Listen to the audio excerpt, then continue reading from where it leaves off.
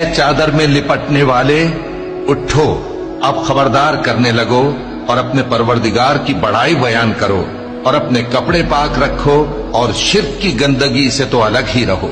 اور اس نیت سے احسان نہ کرو کہ اس سے زیادہ کے خواہاں ہو، اور اپنے پروردگار کی خاطر صبر کرتے رہو۔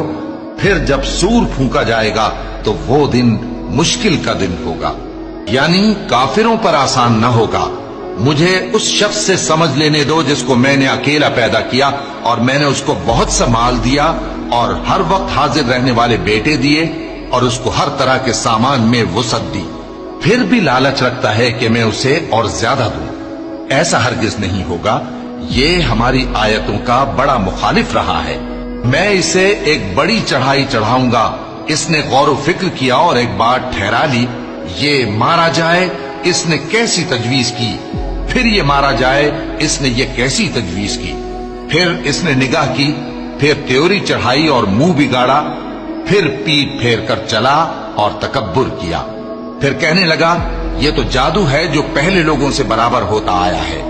پھر بولا یہ اللہ کا کلام نہیں بلکہ بشر کا کلام ہے، میں ان قریب اس کو سقر میں داخل کروں گا، اور تم کیا سمجھے کہ سقر کیا ہے؟ وہ ایسی آگ ہے کہ نہ باقی رکھے گی اور نہ چھوڑے گی،